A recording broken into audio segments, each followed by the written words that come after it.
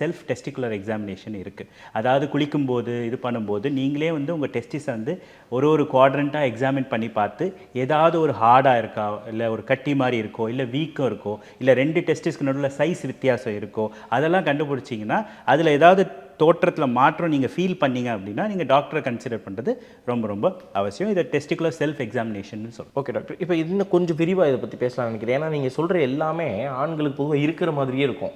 ஒரு விதைப்பை வந்து கொஞ்சம் சுருங்கி இருக்கும், ஒன்று இதாக இருக்கிறது நம்ம பார்க்க முடியும்.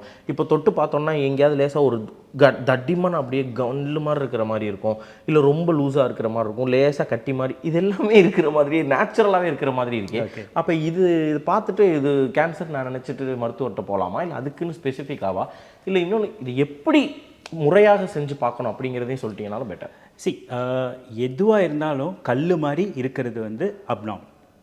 சரிங்களா, கல் மாதிரி இருக்கவே கூடாது. டெஸ்டிஸுங்கிறது ஒரு சாஃப்டாக ஃபீல் ஆகக்கூடிய ஒரு ஆர்கன் தான். ஸோ அதனால் நீங்கள் எது ஹார்டாக, அதான் நான் ஹார்டுன்னு சொன்னது வந்து ஹார்ட், ஸ்டோனி ஹார்ட் அந்த மாதிரிலாம் இருந்துச்சுன்னா டெஃபினட்டாக அது வந்து நார்மல் கிடையாது. பட் எது ஃபீல் பண்ணாமல் அது வந்து டெஸ்டிகுலர் கேன்சர்ன்றதும் கிடையாது. நிறைய பேருக்கு ஹைட்ரோசீல் இருக்கலாம், நிறைய பேருக்கு பல வருஷம் ஹைட்ரோசீல்னால் நீர் கோத்துட்டு இருக்குது டெஸ்டிஸை சுற்றி. ஸோ அது வந்து பல பேருக்கு முன்னாடியிலேருந்து இருக்கலாம். அதெல்லாம் நார்மல் ஒரு பினைன் கண்டிஷன், நான் கேன்சரஸ் கண்டிஷன் சொல்லுவோம்.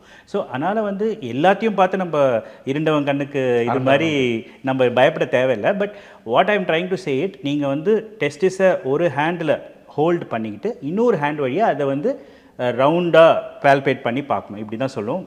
ஒரு கையில் பிடிச்சிட்டு இதை நீங்கள் அப்படியே லூஸாக விட்டு ஃபீல் பண்ணிங்கன்னா you won't be able to feel. அதை ஃபிக்ஸ் பண்ணிவிட்டு அதுக்கப்புறம் ஃபீல் பண்ணி ஒரு குவாட்ரண்ட்டாக, மேலே இருக்கிற குவாட்ரண்ட் 2, கீழே இருக்கிற 2 குவாட்ரண்ட்டை ஃபீல் பண்ணி பார்க்குறது வெரி வெரி இம்பார்ட்டன்ட். சில சைஸ் வேரியேஷன், நிறைய பேர் என்ன வந்து கேட்பாங்க, சார் எனக்கு ஒரு டெஸ்டிஸ் கொஞ்சம் கீழே இருக்கிற மாதிரி இருக்குது, ஒன்று மேலே இருக்குது, அது நார்மல். ஸோ லெஃப்ட் டெஸ்டிஸ் வந்து பார்த்தீங்கன்னா ஏர்லியராக வந்து இறங்கும், ரைட் டெஸ்டிஸ் செகண்டாக வந்து இறங்கும். ஸோ அதனால் லெஃப்ட் டெஸ்டிஸ் ஜென்ரலாக வந்து அட் அ லோவர் லெவல் தான் ரைட் டெஸ்டிஸ் இருக்கிறது வெரி வெரி நார்மல். அப்படி இல்லாட்டாலும் நார்மல் தான். ஸோ அந்த லெவல்லாம் நாங்கள் வந்து கன்சிடர் பண்ணுறது கிடையாது. Consistency, firm, hard, stony heart.